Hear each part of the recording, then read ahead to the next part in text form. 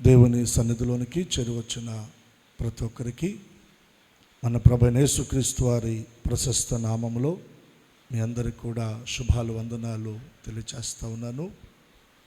ప్రభు మిమ్మలను దీవించి ఆశీర్వదించును గాక. అలాగే లైవ్లో ఆరాధనలో పాలు పంపులు పొందిన ప్రతి ఒక్కరిని బట్టి ప్రభువును స్తుతిస్తూ వారికి కూడా నేను శుభాలు తెలియచేస్తూ ఉన్నాను. ఇంతవరకు దేవుని సన్నిధిలో మనం ప్రభువును స్తుతించాం. ఈ సమయంలో కొద్ది నిమిషాలు దేవుని మాటలు మనం ప్రార్థనా పూర్వకంగా దేవుని మాటలు విందాం. పరిశుద్ధ గ్రంథమైన బైబిల్ తెరచి మీరు మార్కు సువార్త 9వ అధ్యాయం, మార్కు సువార్త 9వ అధ్యాయం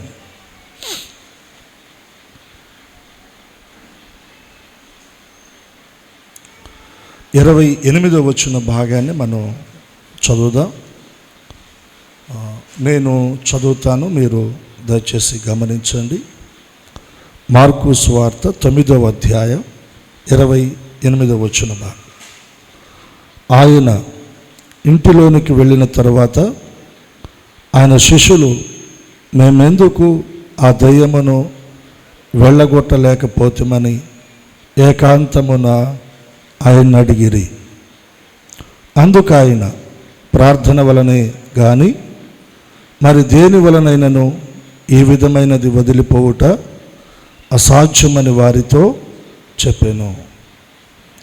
ఈ వచన భాగాల్లో ఉన్న మాటలను పరిశుద్ధాత్మ దేవుడు మనందరి హృదయాలలో దీవించును గాక. ఆమేన్. ప్రభువైన యేసుక్రీస్తు వారు శరీరధారిగా ఉన్నప్పుడు ఓ పర్యాయం ఆయన శిష్యులు ప్రభువుని అడుగుతూ ఉన్నారు, మేమెందుకు ఆ దయ్యమును వెళ్ళగొట్టలేకపోతుంది, మేమెందుకు ఆ దయ్యమును వెళ్ళగొట్టలేకపోతాం అంటే మా వల్ల కాలేదు, మేము చేయలేకపోయాం, మా వల్ల ఎందుకు కాలేదు, మేమెందుకు చేయలేకపోయాం, మీరు ఒక మాట సెలవీయగా, మీరు గద్దించగా ఆ దెయ్యం వారిని వదిలిపెట్టి వెళ్ళిపోయింది అని ప్రభువుని అడుగుతూ ఉన్నారు. ప్రభు వారికి చక్కగా సమాధానం ఇచ్చారు. ఈ విధమైనది వదిలిపోవాలి అంటే ఇది ప్రార్థన వల్లనే సాధ్యమవుతుంది, కానీ మరి ఇంక దేని వల్ల కూడా సాధ్యము కాదు. ఈ ఆదివారం ఉదయకాలపు ఆరాధనలో నేను మీకు జ్ఞాపకం చేస్తూ ఉన్నాను. మన జీవితాల్లో, మన పిల్లల జీవితాల్లో, మన కుటుంబాల్లో ఎన్నో రకాల దురాత్మ చీకటి శక్తుల ప్రభావాలు మనల్ని పట్టి పీడిస్తూ ఉన్నాయి. అవి మనల్ని వదిలిపెట్టి పోవటం లేదు. మన వైపు నుండి మనం కొన్ని ప్రయత్నాలు చేస్తున్నాం, కానీ సాధ్యం కావటం లేదు. ఎందుకు అవటం లేదు? ప్రభువారు శరీరధారిగా ఉన్నప్పుడు ఆయన దగ్గరికి ఒక తండ్రి తన కుమారుని తీసుకొని వచ్చాడు. యేసయ్య దగ్గర కంటే ముందుగా ఆయన శిష్యుల దగ్గర తీసుకొని వచ్చాడు. నా కుమారునికి దయ్యం పట్టింది, వీడిని బాగు చేయండి అని. శిష్యులు కొన్ని ప్రయత్నాలు చేశారు, కానీ ఆ పిల్లవానిలో ఉన్న దయ్యం వాడిని వదిలిపెట్టలేదు. తండ్రికి నిరాశ వచ్చింది. అరే, వీరి వల్ల కూడా కాలేదు, నా కుమారుని జీవితంలో ఇక విడుదల లేదా, ఇక వీడు ఈ విధమైన బాధతో, ఈ విధమైన జబ్బుతో, ఈ విధమైన దయ్యపు శక్తుల ప్రభావంతో వీడి జీవితం ఇలా అంతమైపోవలసిందేనా అని బాధతో వెనుతిరిగాడు. ఆ సమయంలో అతను చెవిన మాటలు పడుతూ ఉన్నాయి, ఇదిగో యేసయ్య కొండ దిగి వస్తూ ఉన్నాడు, ఒక్కసారి నీ కుమారుని తీసుకుని ఆయన దగ్గరికి వెళ్ళకూడదా అన్నట్టు. వెంటనే చూస్తే ప్రభువారు ఆయన దృష్టిలో కనపడ్డారు.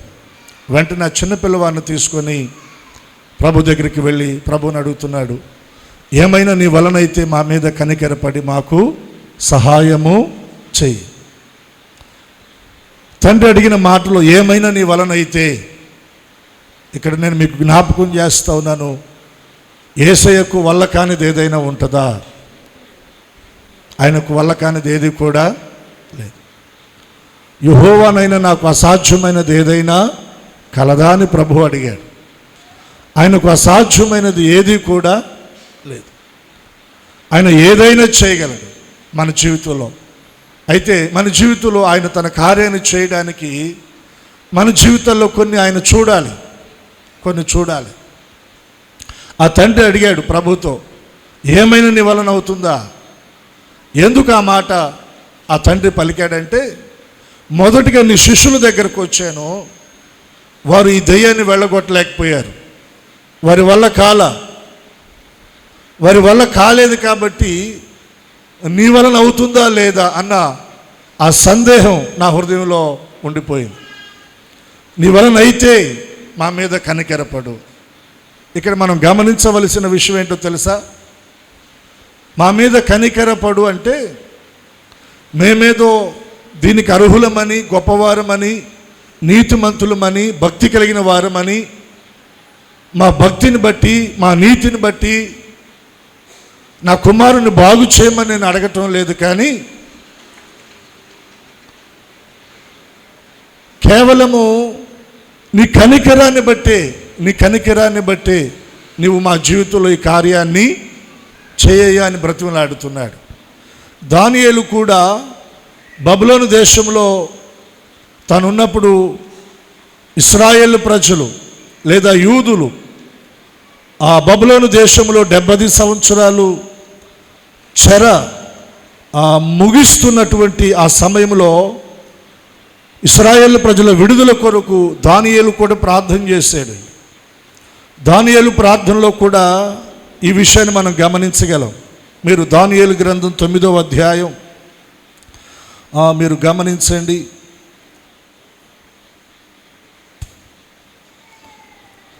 దానియేలు గ్రంథం 9వ అధ్యాయం 17-18 వచనాలు మనం గమనించగలిగితే, ఇప్పుడైతే మా దేవా, దీనిని బట్టి నీ దాసుడు చేయు ప్రార్థనలను విజ్ఞాపనలను ఆలకించి ప్రభు చిత్తానుసారముగా శిథిలమైపోయిన నీ పరిశుద్ధ స్థలం మీదకి నీ ముఖ ప్రకాశము రానిమ్ము. దానియేలు ప్రార్థన చేస్తూ ఉన్నాడు, మా దేవా, దీనిని బట్టి నీ దాసుడు చేయు ప్రార్థనలు విజ్ఞాపనలను ఆలకించి ప్రభు చిత్తానుసారముగా శిథిలమైపోయిన నీ పరిశుద్ధ స్థలం మీదకి నీ ముఖ ప్రకాశము రానిమ్ము. ఏదైతే పాడైపోయిందో, ఏదైతే శిథిలమైపోయిందో దాని మీదకి నీ ముఖ ప్రకాశము రానిమ్ము. ఆయన ముఖ ప్రకాశము వస్తే పాడైపోయింది మరలా బాగవుతుంది, శిథిలమైపోయినది మరలా బాగవుతుంది. ఇశ్రాయేలు ప్రజలు పాడైపోయారు, యెరూషలేము పట్టణము పాడైపోయింది, శిథిలమైపోయింది, నీ ప్రజలు చెదిరిపోయారు, దాసులుగా, దాసురాండ్రులుగా, బానిసులుగా ఈ బబులోను దేశంలో వారు బ్రతుకుతూ ఉన్నారు. అయ్యా, నీ ముఖ ప్రకాశము మా మీదకి రానిమ్ము అని ప్రార్థన చేస్తూ ఉన్నాడు. ఇంత ప్రార్థన చేసి ఆ 9వ అధ్యాయం అంతా కూడా ప్రార్థనే. ఇంత ప్రార్థన చేసి చివరగా ఏమంటున్నాడు తెలుసా? 18వ వచనంలో, నీ గొప్ప కనికరములను బట్టియే మేము నిన్ను ప్రార్థించుచున్నాము కానీ. అందరూ సంతోషంగా 2 చేతులు ఎత్తి స్తోత్రం చెల్లిద్దాం. దేనిని బట్టి అంట? దానియేలు భోజనం ద్వారా, రాజుగారు భుజించు భోజనము ద్వారా తను అపవిత్రపరచుకోవడానికి ఇష్టపడల, పవిత్రతను కాపాడుకున్నాడు. ఆ విషయాన్ని దేవుని దగ్గర ఎత్తిపట్టి ప్రార్థన చేయడంలా, అయ్యా, నన్ను నేను ఎంత పవిత్రంగా కాపాడుకున్నానో, రాజు భుజించే భోజనం నా ఎదుటికి వచ్చిన ఆ భోజనం భుజించడం ద్వారా నేను అపవిత్రపరచబడతానని ఆ భోజనాన్ని కూడా నేను నిరాకరించాను. నేనెంత పవిత్రుడినో, నేనెంత పరిశుద్ధుడినో, నీ కొరకు ఎంత పవిత్రంగా జీవించాను, దాన్ని ఒక్కసారి జ్ఞాపకం చేసుకోయా అని దానియేలు ప్రార్థన చేయటం లేదండి. దానియేలు దినమునకు 3 మారు ప్రార్థన చేశాడు. రాజుగారి శాసనము, చట్టము చేయబడింది. 30 దినాలు ఎవరైనా ప్రార్థన చేస్తే, రాజుగారి యొక్క సెలవు లేకుండా, అనుమతి లేకుండా ప్రార్థన చేస్తే, అలా ప్రార్థన చేసిన వారిని పట్టుకొని తీసుకుని వెళ్ళి ఎక్కడ పడేయాలి? సింహాల గుహలో. సో మరణానికి కూడా నేను భయపడకుండా ప్రార్థించిన వ్యక్తిగా నేను ఉన్నాను. దాన్ని జ్ఞాపకం చేయటంలా దేవుని దగ్గర మనం ప్రార్థన చేసేటప్పుడు, దేవుని దగ్గర మనం ఏదైనా మనవి చేసేటప్పుడు మన గొప్పతనాలు మనం తీసుకొని రాకూడదు, మన నీతి క్రియలు మనం తీసుకొని రాకూడదు. ఆ తండ్రి అంటున్నాడు, ఏమైనా నీ వలనైతే మా మీద కనికరపడి మాకు సహాయము చేయి.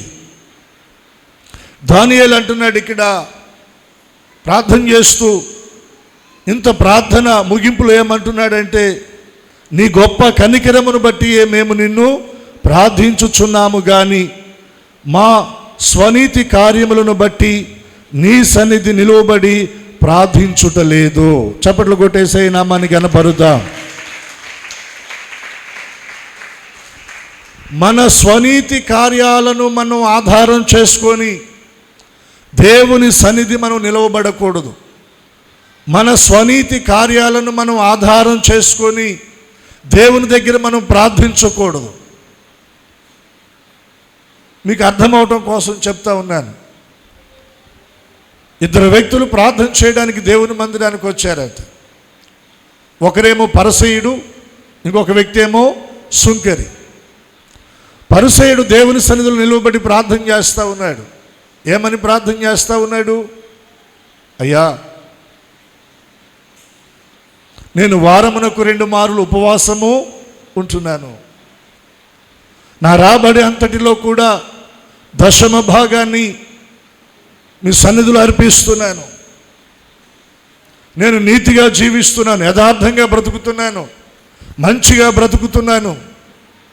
బ్రతకాలి మంచిగా. వారానికి 2 దినాలు ఉపవాసం ఉండాలి. దేవుని పని కొరకు దేవుని మందిరములో ఆహారం ఉండునట్లుగా 10వ భాగాన్ని దేవుని పరిచర్యకు అర్పించాలి. సమాజంలో ఒక మంచి సాక్ష్యాన్ని కలిగి మనం బ్రతకాలి. కుటుంబంలో కూడా ఒక మంచి సాక్ష్యాన్ని కలిగి మనం బ్రతకాలి. వీటిని ఆధారం చేసుకొని దేవుని దగ్గర మనం నిలబడకూడదు. యెషయా భక్తుడు అంటాడు, మన నీతి క్రియలంట, మన స్వనీతి క్రియలు దేవుని దగ్గర ఇవి ఎలా ఉన్నాయంటే మురికి గుడ్డలుగా ఉన్నాయంట. వీటన్నిటిని దేవుని దగ్గర ఎత్తిపట్టి అంటున్నాడు చివరిలో, ఇదిగో ఈ సుంకర వలె నేను ఉండనందుకు నీకు కృతజ్ఞతాస్తుతులు చెల్లిస్తున్నానయ్యా. దేవుడు ఆ ప్రార్థన విన్నాడా?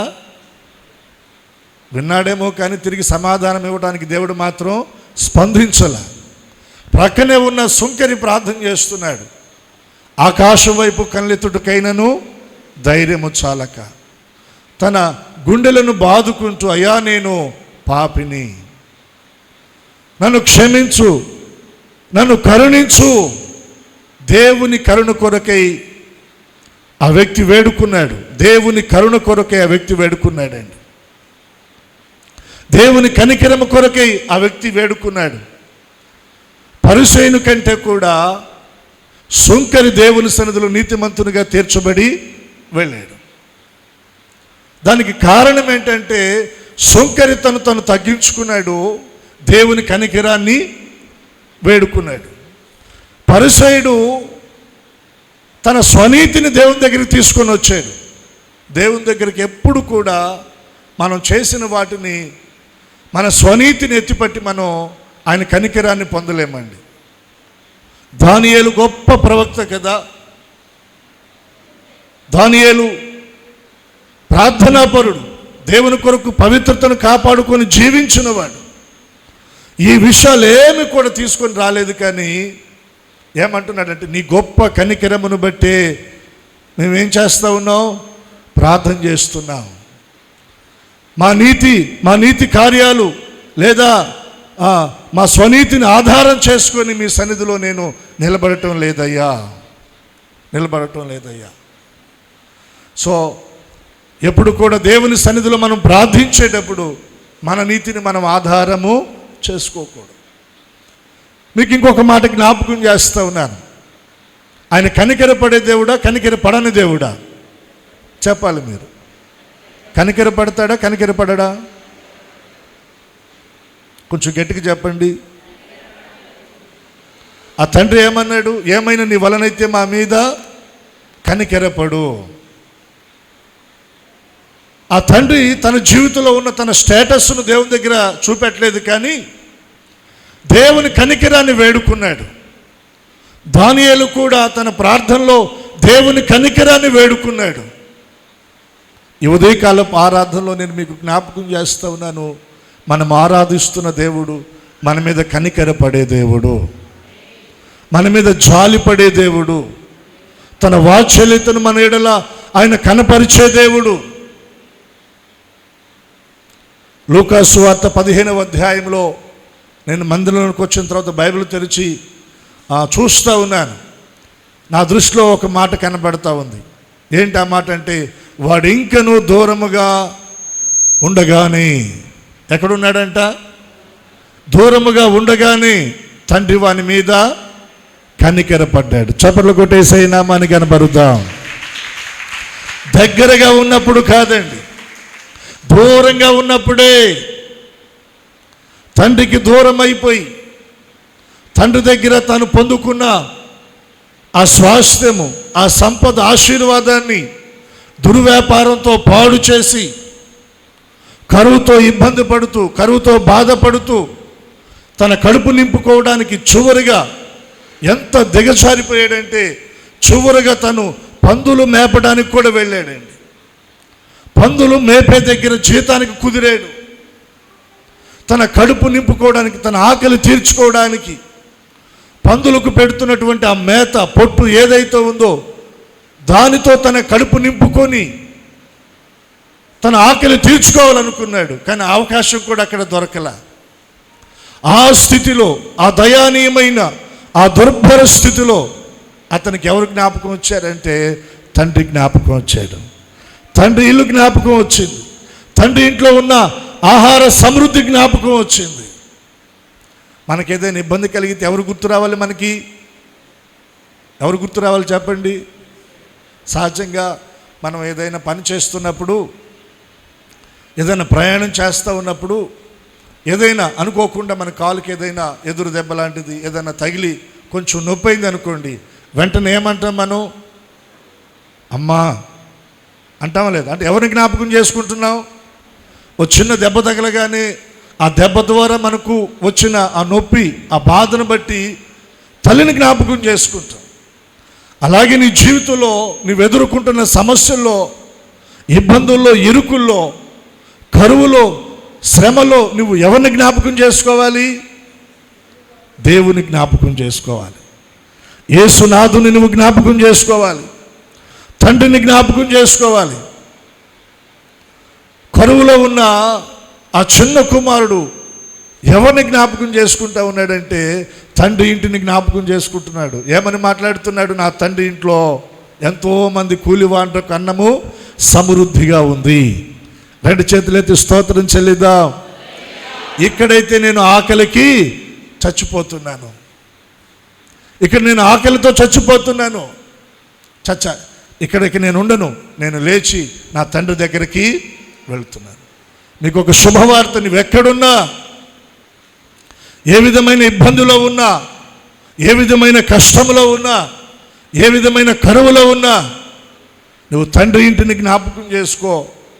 తండ్రి ఇంట్లో సమృద్ధి, తండ్రి ఇంట్లో నీకు సమాధానం, తండ్రి ఇంట్లో నీకు సంతోషం, నీకు కావలసినవన్నీ కూడా తండ్రి దగ్గర ఉన్నాయి.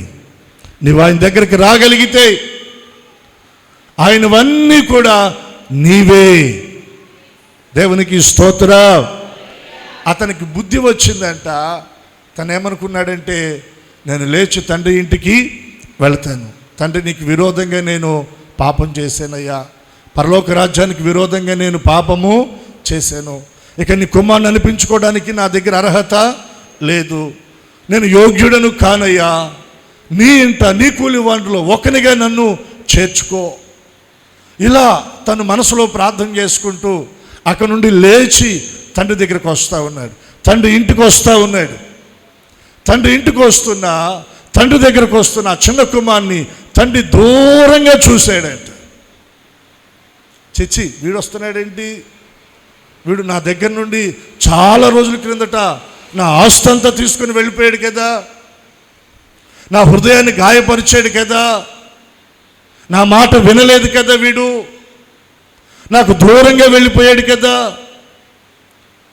నా ఆస్తి వీడు వేశ్యలతో పాడు చేశాడు కదా, దుర్వ్యాపారంతో అలరితో కూడిన ఆటపాటలతో మద్యపానాల విందులతో వీడు పాడు చేశాడు కదా, వీడొస్తున్నాడేంటి అని మొహం తప్పించాడా? చెప్పాల, మొహం తప్పించాడా? చాటుకి వెళ్ళాడా? వెళ్ళలా. గమనిస్తున్నాడు, నా కుమారుడేనా వచ్చేది, నా చిన్న కుమారుడేనా వచ్చేదని గమనిస్తూ ఉన్నాడు. దగ్గరకు వస్తూ ఉన్నాడు. అర్థమైపోయింది చిన్న కుమారుడే. చాలా భయంకరంగా ఉన్నాడు. అప్పటికి అనేక దినాలైంది స్నానం చేసి, సరైన వస్త్రాలు లేవు, మాసిపోయిన గడ్డం, జుట్టు, భయంకరమైన దుర్వాసన అర్థమవుతూ ఉంది. చూస్తారా మీరు ఆ మాట? వాడు ఇంకను దూరముగా ఉన్నప్పుడే, లూకా సువార్తలో మనం ఆ మాట చూస్తామండి. 15వ అధ్యాయము 20వ వచనం.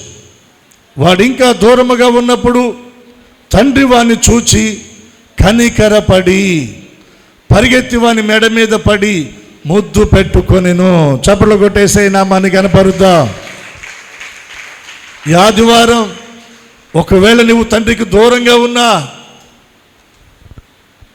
నీ స్థితిగతి నువ్వు ఎరిగి నువ్వు ఆయన వైపు తిరగగలిగితే, ఆయన దగ్గరకు నువ్వు రాగలిగితే, అడుగులు వేయగలిగితే, నువ్వు ఇంకా దగ్గరకు రాకముందే నువ్వు దూరంగా ఉన్నప్పుడే ఆయన నిన్ను చూచి ఆయన నీ మీద కనికరపడే దేవుడు. ఈ చిన్న కుమారుడు నడుచుకుంటూ వస్తూ ఉన్నాడు. వానికి తండ్రి అయిన దేవుడు ఎలా వెళుతున్నాడు? ఎదురుగా పరిగెత్తుకుంటా వెళ్తున్నాడంట. చూసారా మాట మీరు?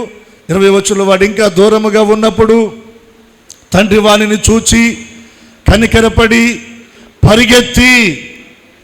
పరిగెత్తి వాని మెడ మీద పడి ముద్దు పెట్టుకొనెను. ముద్దు దేనికి సాదృశ్యం? ఆయన ప్రేమకు సాదృశ్యం, ఆయన వాత్సల్యతకు సాదృశ్యం. పరిగెత్తుకుంటా ఎదురు వెళ్ళాడంట, మెడ మీద పడి ముద్దు పెట్టుకుంటా ఉన్నాడు. ఇవన్నీ దేన్ని బట్టి జరిగినాయి అంటే కేవలం ఆయన కనికరాన్ని బట్టే జరిగినాయి.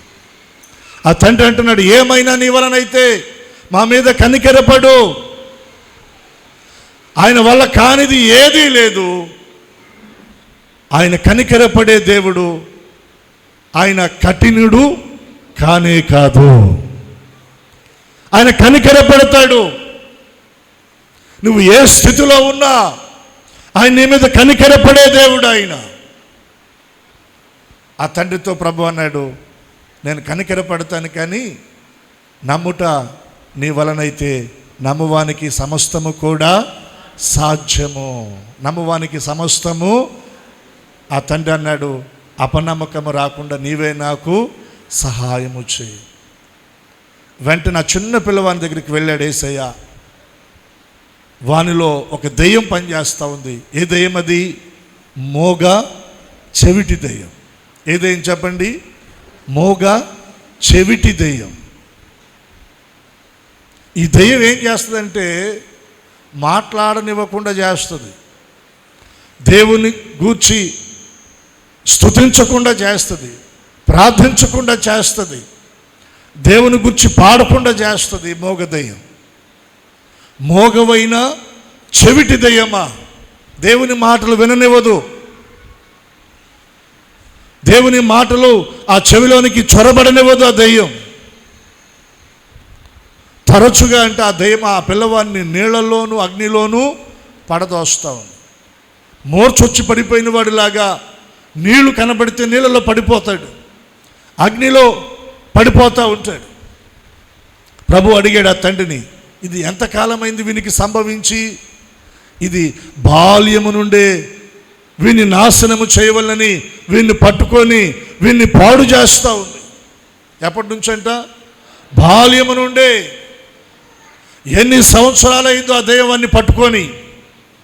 నేను మీకు జ్ఞాపకం చేస్తూ ఉన్నాను, రక్తస్రావరంతో బాధపడుతున్న స్త్రీ ఆ జబ్బుతో ఎంతకాలం బాధపడిందామా? 12 సంవత్సరాలు. బెతెస్దా కోనేటి దగ్గర పక్షవాయు రోగి ఒక అతను పడిపోయి ఉన్నాడు. యేసయ్య వాని దగ్గరికి వచ్చి వాడిని ముట్టి బాగు చేశాడు. వాడు ఎంతకాలం నుంచి అక్కడ పడి ఉన్నాడు? 38 సంవత్సరాల నుంచి పడి ఉన్నాడు.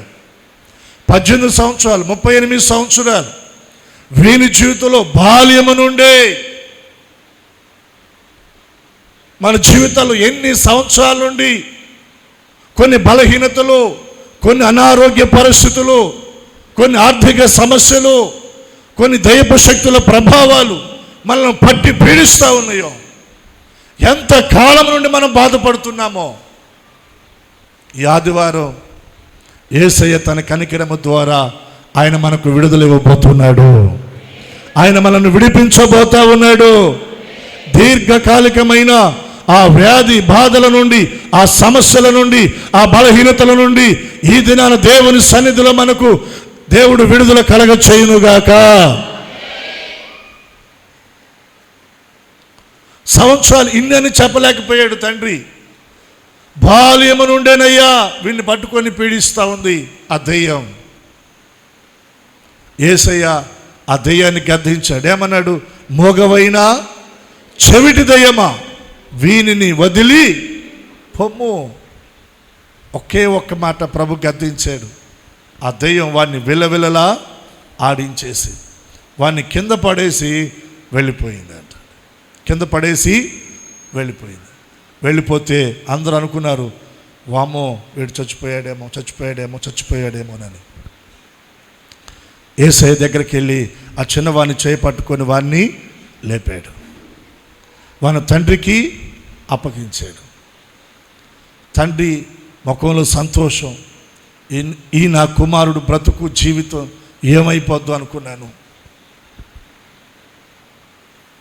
వీడి కొరకు ఎంత ఖర్చు పెట్టాను, ఎన్ని చోట్లకు వెళ్ళాను, ఎన్ని విధాలుగా ప్రయాసపడ్డాను, కానీ వీడి జీవితం ఎక్కడా బాగుపడలా. యేసయ్య దగ్గర బాగయింది. ఎంతో కృతజ్ఞతతో ప్రభు వైపు చూస్తూ ఉన్నాడు. ప్రభు ఆ తండ్రికి ఆ బిడ్డను అప్పగించాడు. ఎన్నో దినాలుగా లేదా ఎన్నో సంవత్సరాలుగా బాధపడుతున్న ఆ బిడ్డ జీవితంలో యేసయ్య తన కనికరము ద్వారా గొప్ప కార్యాన్ని చేశాడు. ఆ తండ్రి సంతోషంతో బిడ్డను తీసుకుని వెళ్ళిపోయాడు. ఆ తర్వాత ఏకాంతమున యేసు ప్రభు వారు ఒక ఇంటిలోనికి వెళ్ళాడు. వెళ్ళినప్పుడు ఆయన శిష్యులు ఆ ఇంటిలోనికి వెళ్ళి ఆయన్ని అడుగుతూ ఉన్నారు. ఆ మాట ఇప్పుడు మరలా మనం చదువుకుందాం. మార్కు సువార్త 9వ అధ్యాయం చూడండి, 28వ వచనం. ఆయన ఇంటిలోనికి వెళ్ళిన తరువాత ఆయన శిష్యులు, మేమెందుకు ఆ దెయ్యమును వెళ్ళగొట్టలేక పోతిమని ఏకాంతమున ఆయన అడిగిరి. అందుకు ఆయన, ప్రార్థన వలనే కానీ మరి దేని వలనైనా ఈ విధమైనది వదిలిపోవుట అసాధ్యమని వారితో చెప్పెను. ఈ విధమైనది వదిలిపోవాలంటే ప్రార్థన. మీరు జ్ఞాపకం చేసుకోండి, ఆ పిల్లవానిలో దెయ్యం వాడిని పట్టి పీడిస్తూ వాడిని నాశనం చేయడానికి, వాని జీవితాన్ని పాడు చేయడానికి బాల్యం నుండే పట్టింది. కొందరు జీవితాల్లో 12 సంవత్సరాలు, కొందరు జీవితాల్లో 38 సంవత్సరాలు, కొందరు జీవితాల్లో దీర్ఘకాలం. ఎన్నో రకాల సమస్యలు పట్టున్నాయి, ఎన్నో రకాల బలహీనతలు పట్టున్నాయి, ఎన్నో రకాల ఆర్థికపరమైన సమస్యలు పట్టున్నాయి. విడుదల లేదు, విడుదల లేదు, విడుదల లేదు. శిష్యులు అడుగుతున్నారు, అయ్యా మేమెందుకు వీటిని వెళ్ళగొట్టలేకపోయాం, మా వల్ల ఎందుకు కాలేదు, ఎన్నో ప్రయత్నాలు మేము చేసాం, మా వల్ల కాలేదు, ఎందుకు కాలేదు? ప్రభు సమాధానం ఇస్తున్నాడు. ఈ రోజున మన జీవితాల్లో మనల్ని పట్టి పీడిస్తున్నవి మనల్ని వదిలిపోవాలంటే, మన జీవితాల్లో గొప్ప విడుదల మనం చూడాలంటే మనలో 3 ఉండాలండి. ఎన్ని ఉండాలి చెప్పండి? 3. అక్కడ ప్రభు చెప్పిన మాట ఏంటంటే, ఈ విధమైనవి వదిలిపోవాలంటే ప్రార్థన వలనే. నేను ఆ సందర్భంలో నుండి 3 మీకు జ్ఞాపకం చేస్తూ ఉన్నాను. ఆ 3 మొదటిది ఏంటంటే విశ్వాసం. ఏంటి చెప్పండి? విశ్వాసం. అందరు గట్టిగా చెప్పండి, ఏంటది? 9వ అధ్యాయం 19వ వచనంలో చూడండి. యేసు ప్రభు శిష్యులను గద్దిస్తూ ఆడ ఒక మాట చెప్తాడు. లేదా 18 నుండి చదువుదాం. అది ఎక్కడ వానిని పట్టును అక్కడ వానిని పడద్రోయును, అప్పుడు వాడు నురుగు కార్చుకొని పండ్లు కొరుక్కొని మూర్ఛిల్లును. దానిని వెళ్ళగొట్టుడని నీ శిష్యులను అడిగితిని గాని అది వారి చేత కాలేదని ఆయనతో చెప్పెను. తండ్రి శిష్యుల మీద యేసు ప్రభు దగ్గర ఒక కంప్లైంట్ ఇస్తున్నాడు. నీ శిష్యుల దగ్గర తీసుకొచ్చాను కానీ అది వారి వల్ల కాలేదు. అప్పుడు ఆయన శిష్యుల వైపు తిరిగి వారితో మాట్లాడిన మాట ఏంటి? అందుకు ఆయన, విశ్వాసము లేని తరము వారులారా, నేను ఎంతకాలం మీతో నుందును? ఎంతకాలం మీతో నుందు? శిష్యులను చూసి ఆయన మందలిస్తూ వారితో చెప్పిన మాట ఏంటి? విశ్వాసము లేని తరము వారులారా. అంటే విశ్వాసం ఉంటే ఆ దయ్యము వానిలో నుండి వెళ్ళగొట్టబడేది. శిష్యుల దగ్గర ఏమి లేదంటే విశ్వాసం లేదు. 3.5 సంవత్సరాలు ప్రభువును వెంబడించిన వారు కదా వీరు. కానీ ఏమి లేదు వారిలో? విశ్వాసం లేదు. మనం కూడా ప్రభువును వెంబడిస్తున్నాం. యేసు ప్రభు శిష్యుల కంటే మనకు ఎక్కువ ఎక్స్పీరియన్స్ ఉంది.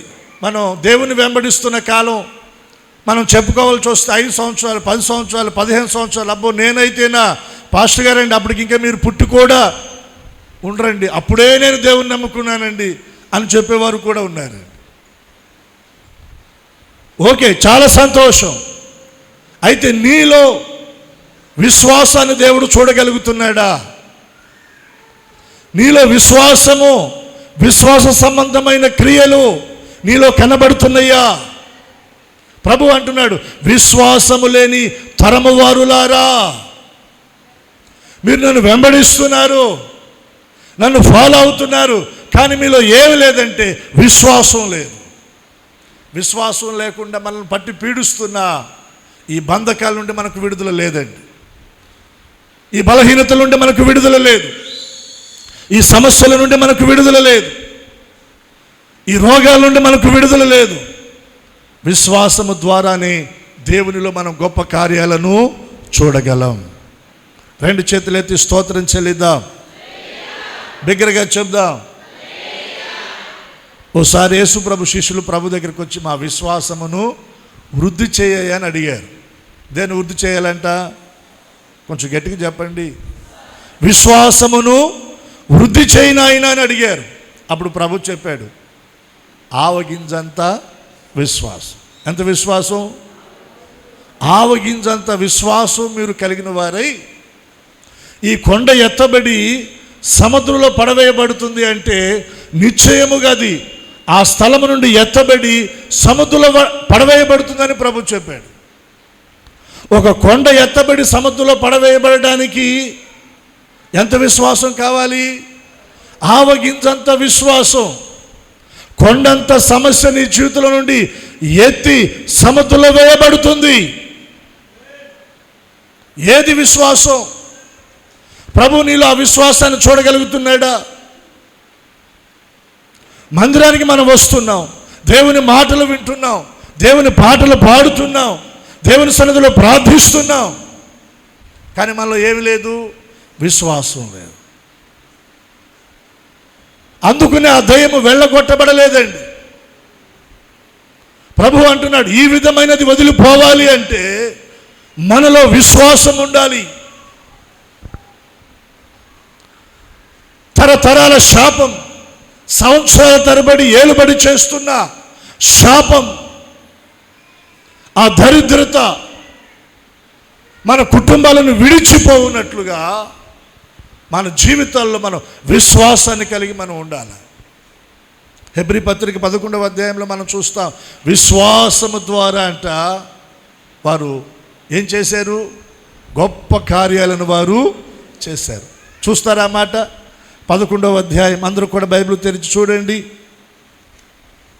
హెబ్రీ పత్రిక 11వ అధ్యాయం 29వ వచనం నుండి మనం చదవగలిగితే, విశ్వాసమును బట్టి వారు పొడి నేల మీద నడిచినట్లు ఎర్ర సముద్రములు పడి నడిచిపోయిరి. ఐగుప్తులు అలాగూ చేయి చూచి మునిగిపోయిరి. విశ్వాసమును బట్టి 7 దినముల వరకు ప్రదక్షిణము చేయబడిన తర్వాత ఎరుకో గోడలు కూలిని. ఎర్ర సముద్రంలో పడి నడిచి ఇశ్రాయేలు ప్రజలు అద్దరికి వెళ్ళటానికి ఏంటి? విశ్వాసం. ఎరుకో గోడలు కూలిపోవడానికి ఏంటి? విశ్వాసం అనే ఆయుధాన్ని వారు ఉపయోగించారు. నీ జీవితంలో నువ్వు ఆ ఆయుధాన్ని కలిగి ఉండాలా. నేను సేవిస్తున్న నా దేవుడు నమ్మదగిన దేవుడు, నన్ను విడిచిపెట్టని వాడు, ఈ సముద్రాన్ని పాయలు చేయగలిగిన వాడు, ఎరుకో ప్రాకారాలను కూల్చగలిగిన వాడు, మరణమును నిరర్ధకము చేయగలిగిన దేవుడు ఆయన, అగ్ని బలమును చల్లార్చగలిగిన దేవుడు, సింహాల నోళ్లను ముయ్యగలిగిన దేవుడు. 38 సంవత్సరాల నుండి ఆ బెతెస్దా కోనేటి దగ్గర పడి రోగిగా ఉన్న వ్యక్తిని బాగు చేసిన దేవుడు ఆయన. నా జీవితాన్ని కూడా బాగు చేస్తాడు అన్న విశ్వాసం మనలో ఉండాలి. ఎందుకు ఈరోజు అనేకుల జీవితాల్లో ఇంకా విడుదల లేకుండా ఉంది అంటే వారి జీవితాల్లో విశ్వాసం లేదండి. విశ్వాసం లేదు.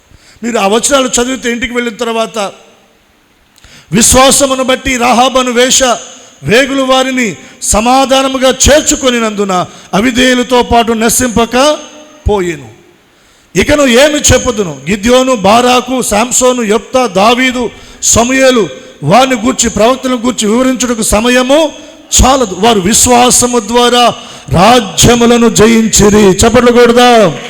నీతి కార్యాలను జరిగించారు, వాగ్దానాలను పొందారు, సింహాల నోళ్లను మూసారు, అగ్ని బలమును చల్లార్చారు, ఖడ్గదారును తప్పించుకున్నారు, బలహీనులుగా ఉండి బలపరచబడ్డారు. విశ్వాసము ద్వారా. విశ్వాసము ద్వారా.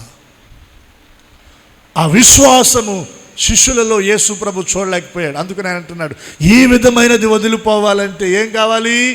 విశ్వాసం కావాలి. నీ జీవితంలో ఉన్న, నీ కుటుంబంలో ఉన్న ప్రతికూల పరిస్థితులు తొలగిపోవునట్లుగా నువ్వు విశ్వాసంతో మాట్లాడాలి. విశ్వాసంతో మాట్లాడాలి. మేము ఎందుకు ఆ దయ్యాన్ని వెళ్ళగొట్టలేకపోయాం? మేము ఎందుకు ఈ సమస్యను జయించలేకపోయాం? ఇలా అడిగితే పర్వాలేదండి. ఇంకా కొంతమంది వాళ్ళ జీవితాల్లో ఉన్న బలహీనతలు పక్కన పెట్టి, వాళ్ళు బాగుపడలేక, వాళ్ళు కష్టపడలేక, వాళ్ళు చేయాల్సింది చేయలేక, చేసి కష్టపడి విశ్వాసంతో దేవుని కృపలో ఎదుగుతూ ఉంటుంటే, ఆడు చూడు ఎలా వెళ్ళిపోతున్నాడో, ఈడు చూడు ఎలా వెళ్ళిపోతున్నాడో, ఆడు చూడు ఎలా బాగుపడుతున్నాడు. వారిని బాగు చేసిన దేవుడు, వారిని దీవించిన దేవుడు, వారిని ఆస్వాదించిన దేవుడు మనల్ని కూడా బాగు చేయడానికి, మనల్ని కూడా దీవించడానికి, మనల్ని కూడా ఆస్వాదించడానికి ఆయన సిద్ధంగానే ఉన్నాడు. వారు విశ్వాసంతో దేవునిలో ఎదుగుతూ ఉన్నారు. మనం కూడా విశ్వాసంతో అడుగులు వేస్తే దేవుడు మనల్ని కూడా ఆయన దీవిస్తాడు. రెండవదిగా నేను మీకు జ్ఞాపకం చేస్తూ ఉన్నాను, అక్కడ ప్రభువారు చెప్పిన మాటలో అక్కడ 1 అని వేసి కింద ఫుట్ నోట్లో రాస్తాడండి. ఏమంటాడంటే అక్కడ చూడండి, 2 అని వేసి అంకె కింద ఉంటుంది. అందుకు ఆయన ప్రార్థన వలనే గాని అన్న దగ్గర కింద ఏమని ఉంటుందంటే ఉపవాసము వలననే. రెండవది ఏంటి చెప్పండి? ఉపవాసం. మన జీవితంలో అనేక సంవత్సరాలుగా పట్టి పీడిస్తున్నవి మన జీవితంలో నుండి వదిలిపోవాలి అంటే మనం రెండవదిగా ఏం చేయాలంటే ఉపవాసం ఉండాలి. ఏముండాలి? కొంచెం గట్టిగా చెప్పండి. ఉపవాసం. ఎంతమంది ఉంటారు? ఉపవాసం అంటే ఎంతమందికి ఆసక్తి? చాలామంది ఉపవాస ప్రార్థన అంటేనే కొంచెం జంకుతారు, భయపడతారు. అమ్మ ఉండగలమా అన్న భీతి వారిలో కలుగుతుంది. దాన్ని మీరు జయించి ఉపవాసాన్ని మీరు ప్రతిష్ఠించుకొని దేవుని సన్నిధిలో మీరు నిలవగలిగితే, మీరు దేన్నైతే పోగొట్టుకున్నారో, దేన్నైతే మీరు కోల్పోయారో దానిని మరలా తిరిగి మీరు పొందగలరండి. ఇది నా మాట కాదు, దేవుని వాక్యంలో చెప్తున్న దేవుని మాట. దేవుడు అన్నాడు, ఇప్పుడైనను మీరు ఉపవాసాన్ని ప్రతిష్ఠించండి, ఉపవాసం ఉండి నా సన్నిధికి మీరు రండి అన్నాడు. దేని కొరకు? మన పంట తినివేయబడిన ఆ పురుగులు, మన పంటను తినివేసిన పురుగులను దేవుడు గద్దించి ఆ పంటను తిరిగి దేవుడు మరలా మనకు అనుగ్రహించేటట్లుగా మనం ఏం చేయాలంటే ఉపవాసాన్ని మనం ప్రతిష్ఠించాలి. ఉపవాసం ఉండాలి. ఉపవాసం ఉండి దేవుని సన్నిధిలో మనం కనబడాలి. చాలామంది ఏమంటారంటే పాత నిబంధనలు ఉపవాసాలు ఉన్నాయి కానీ క్రొత్త నిబంధనలో ఉపవాసాలు లేవు పాస్టర్ గారు అని. పొరపాటు. క్రొత్త నిబంధనలో కూడా ఉపవాసాలు ఉన్నాయి, క్రొత్త నిబంధనలో కూడా ఉపవాసాలు ఉన్నాయి. ప్రభువే చెప్పారు, మీరు ఉపవాసం ఉండున్నప్పుడు ఏం చేయమన్నాడు? తలంటుకొని స్నానం చేసి నువ్వు గదిలోనికి వెళ్ళి తలుపు వేసుకొని రహస్యమందు చూసి నీ తండ్రికి నువ్వు ప్రార్థన. ఉపవాసం ఉండేటప్పుడు నేను ఉపవాసం అన్నట్టుగా ముఖమంతా వికారంగా పెట్టి దిగులుగా, అయ్యో నేను ఉపవాసంలో ఉన్నాను, ఉపవాస ప్రార్థనలో ఉన్నాను అన్నట్టుగా మనుషులకు కనబడవలనని నువ్వు ఉపవాసం చేయమాకు. నీ ఉపవాసం ఎవరు చూడాలి? నీ ఉపవాసం ఎవరికి కనబడాలి? దేవునికి కనబడాలి. దేవునికి కనబడే ఉపవాసాన్ని మనం చేయుదుముగాక. ఒకటి, విశ్వాసం మనలో ఉండాలి. రెండవది, మనం దేవుని సన్నిధిలో ఉపవాస ప్రార్థనలు చేయాలండి. ప్రార్థన వలనే కానీ మరి దేని వలన ఈ విధమైనది వదిలిపోవుట అసాధ్యం. ఉపవాసం ఉండాలి. ఉపవాసానికి జోడు ఏంటంటే ప్రార్థన. చాలామంది ఉపవాసం ఉండి ఏం చేస్తారంటే పనులకి వెళ్ళిపోతారు. ఉపవాసం ఉన్న వాళ్ళు పనికి వెళ్ళకూడదు, పనికి వెళ్ళే వాళ్ళు ఉపవాసం ఉండకూడదు. ఈ మాట అర్థమైందా? అర్థమైతే ఒకసారి స్తోత్రం చెప్పండి. మీరు ఒక పూట ఉపవాసం ఉండి ప్రార్థన చేసుకోవాలి అనుకుంటే ఆ పూట ఖచ్చితంగా మీరు దేవుని సన్నిధిలో ఎక్కువ సమయాన్ని గడపాలి. ఉపవాసం ఉండి నువ్వు నీ పనిలోనికి వెళితే ఆ పనిలో నువ్వు నీరసిల్లిపోతావు, కానీ నువ్వు దేవుని దగ్గర ప్రార్థన చేయలేవు, దేవుని వాక్యాన్ని చదవలేవు, దేవుని దగ్గర కనిపెట్టలేవు, దేవుని వైపు చూడలేవు, దేవుని సాన్నిధ్యాన్ని నువ్వు పొందలేవు. దేవుని లేఖనాలను బట్టి మనం గమనిస్తే ఉపవాసం ఉన్నప్పుడు మనం ఒక సమయాన్ని కేటాయించుకొని ఆ సమయము దేవుని సన్నిధిలో మనం ఉండి ప్రార్థనలో, దేవుని వాక్య ధ్యానములో, కనిపెట్టుటలో దేవునితో మనం సహవాసాన్ని చేయగలిగితే దేవుని ద్వారా ఉన్నతమైనటువంటి కార్యాలను మనం చూడగలం. ప్రభు ఆ దయ్యాన్ని గద్దించినప్పుడు ఆ దయ్యాన్ని వదిలిపెట్టి వెళ్ళిపోయిందంట. ఆ కార్యానికి మీరు ముందు వచనాలు మీరు చదవగలిగితే ప్రభువారు అప్పుడు దాకా ఎక్కడున్నారు? ఆయన రూపాంతర కొండపైన ఏం చేశారంటే ప్రార్థనలో ఉన్నారు. ఎక్కడున్నారు? ఆయన ప్రార్థనలో ఉన్నారండి. ప్రార్థనలో కొండపైన ఉన్నారు. ప్రార్థన ముగించుకొని ఆయన దిగి వచ్చాడు. ఆ దయ్యాన్ని గద్దించగది వాడిని వెలువెల్లాడించి వెళ్ళిపోయింది. మన జీవితంలో ప్రార్థన అనుభవం లేకుండా మనం ఎన్ని విధాలుగా ఎంత గద్దించినా సమస్యలు పోవు. సమస్యలు పోవాలి అంటే మన జీవితంలో ప్రార్థన శక్తిని మనం కలిగి ఉండాలి. ప్రార్థన అనుభవాన్ని మనం కలిగి ఉండాలి. అపోస్తుల కార్యంలో మనం చూస్తే వారు ప్రార్థిస్తూ ఉండగా వారు కూడి ఉన్న చోటు ఏమైందంట? ఆ భూమి కంపించిందంట. ఏమైంది? భూమి కంపించింది. మనం ప్రార్థిస్తే భూమి కంపిస్తుంది, సమస్యలు కంపిస్తాయి, వాటి నుండి విడుదల కలుగుతుంది మనకి. ప్రార్థన లేక మన జీవితాల్లో మనం ఎన్నో సమస్యలు ఎదుర్కొంటున్నామండి. ప్రభు చెప్పిన మాట, మీరు శోధనలో ప్రవేశించుకున్నట్లు ఏం చేయమన్నారు? మెలకువ కలిగి మీరు ప్రార్థన చేయండి. శోధనలో మనం ప్రవేశించకుండానట్లుగా మనం మెలకువ కలిగి ప్రార్థించాలి. ప్రార్థన ద్వారానే మన జీవితాల్లో మనల్ని పట్టి పీడిస్తున్న దయ్యపు కార్యాల నుండి మనకు విడుదల కలుగుతుందండి. ప్రార్థించకుండా విడుదల పొందలేము. ఇది ప్రభువు వారు చెప్పిన మాట, నా మాట కాదు. ఈ విధమైనది వదిలిపోవాలి అంటే మీరేం చేయాలా? ప్రార్థన చేయాలి. దేవుని దగ్గర మోకరిల్లాలి. దేవుని దగ్గర మీరు చేతులు ఎత్తాలి. దేవుని దగ్గర మీరు మొరపెట్టాలి. ప్రార్థనలో పోరాడాలి. 20 సంవత్సరాలు లాబాను దగ్గర యాకోబు మోసపోతూ వచ్చాడండి. ఒకే ఒక రాత్రి దేవుని దగ్గర పెనుగులాడాడు. 20 సంవత్సరాలు పోగొట్టుకున్న దాన్ని ఒక్క రాత్రిలో దేవుని దగ్గర పొందుకున్నాడు. చప్పట్లు కొట్టి దేవుని నామాన్ని గణపరుద్దాం. అర్థమైందా మీకు ఈ మాట? 20 సంవత్సరాలు లాబానింట, మేనమామింట యాకోబు మోసపోతూనే వచ్చాడు. భయముతో బ్రతికాడు. భయముతో తన జీవితాలను గడిపాడు. 20 సంవత్సరాలు తన జీవితంలో ఎదుర్కొన్న మోసం, 20 సంవత్సరాలు తన జీవితంలో ఎదుర్కొన్న నష్టం, 20 సంవత్సరాలు తన జీవితంలో ఎదుర్కొన్న ఆ భయం, 20 సంవత్సరాలు తన జీవితంలో ఎదుర్కొన్న ఆ భీతి ఒక్క రాత్రిలో పోగొట్టుకున్నాడు. ఎలా అది? ఆ రాత్రంతా దేవుని దగ్గర అతడు పెనుగులాడాడు, ప్రార్థన చేశాడు, దేవుని పాదాలు పట్టుకున్నాడు. నీవు నన్ను ఆశీర్వదించితేనే కానీ నేను నిన్ను వదిలిపెట్టను. ఆ పెనుగులాట్లో దేవునితో పోరాడి యాకోబు గెలిచాడు. దేవుడు యాకోబును ఆశీర్వదించి ఇశ్రాయేలుగా మార్చాడు. అంతకుముందు తన అన్నయ్య ఏసావు దగ్గరికి వెళ్ళటానికి యాకోబు భయపడ్డాడు.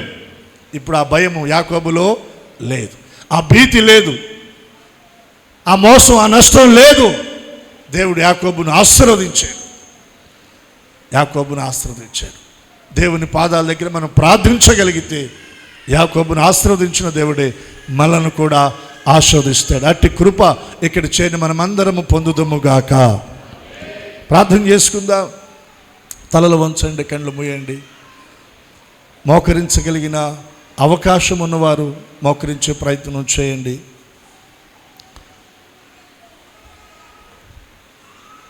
కొద్ది నిమిషాలు దేవుని దగ్గర మనం చేతులెత్తి ప్రార్థన చేసుకుందాం.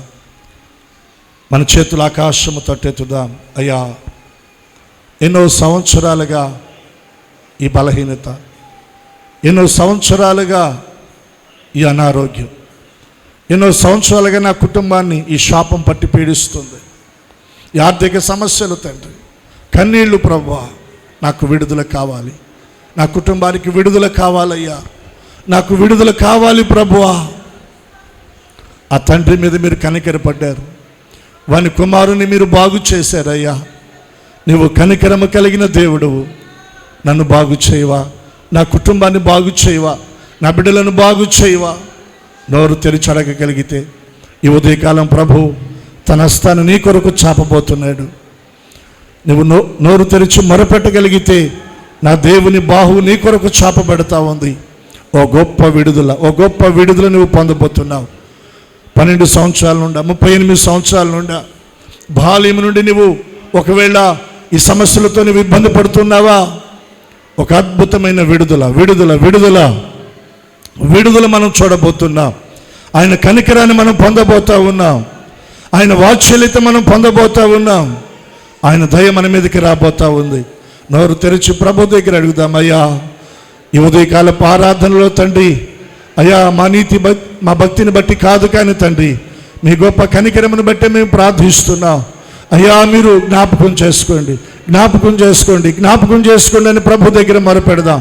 జ్ఞాపకం చేసుకోండి అయ్యా అని మొరపెడదాం. హల్లెలూయా. స్తోత్రం.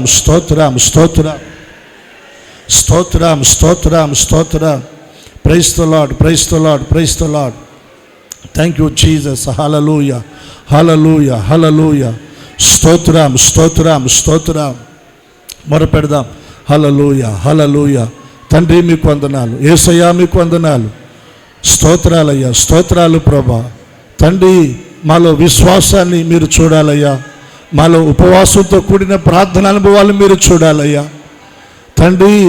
విశ్వాసము ద్వారా, ఉపవాస ప్రార్థనల ద్వారా మా జీవితాల్లో మమ్మల్ని పట్టి పీడిస్తున్న వీటన్నిటి నుండి మేము విడుదల పొందున్నట్లు అయ్యా మీరు మాకు కృప అనుగ్రహించండి అయ్యా. ఆ అనుభవాల్లో మమ్మల్ని స్థిరపరచండి నాయన, మమ్మల్ని నడిపించండి నాయన అని ప్రార్థన చేసుకుందాం. హల్లెలూయా, హల్లెలూయా. స్తోత్రం, స్తోత్రం, స్తోత్రం, స్తోత్రం, స్తోత్రం. Praise the Lord, praise the Lord, praise the Lord. Thank you Jesus. Hallelujah, hallelujah, hallelujah. స్తోత్రం, స్తోత్రం, స్తోత్రం, స్తోత్రం. ప్రార్థన చేసుకుందాం. పరిశుద్ధ తండ్రి నాయన మీకు వందనాలు. ఈ ఆదివారం ఉదయకాలపు ఆరాధనలో ఇంతవరకు నాయన మీరు మాతో మాట్లాడుతూ వచ్చిన ప్రతి మాట మా హృదయాల్లో నీరు కట్టి ఫలభరితముగా మీరు చేయండి ప్రభా. మీ సన్నిధిలో మీ ఎదుటికి వచ్చినప్పుడు మా నీతి భక్తిని బట్టి కాదు, కానీ మీ గొప్ప కనికరమును బట్టి మీ సన్నిధిలో మేము నిలబడుతున్నాం అయ్యా. ఇదిగో అనేక సంవత్సరాలుగా మా జీవితాల్లో మా కుటుంబాలను మమ్మల్ని పట్టి పీడిస్తున్న ఆ దైవపు కార్యాలు, ఆ శాపం, ఆ దరిద్రత, ఆ సమస్యలు యేసు నామములో ఈ రోజున తొలగిపోవునుగాక. వాటి నుండి ప్రతి ఒక్కరికి విడుదల కలుగునుగాక. కృప చూపండి, సహాయం చేయండి. ప్రతి బిడ్డను దీవించండి, ఆశీర్వదించండి, మహిమ పొందండి. యేసు నామములో ప్రార్థించి అడుగుచున్నాము తండ్రి. అందరం చూద్దాం. ఆమేన్, ఆమేన్, ఆమేన్. ఇది నాన్న ప్రభు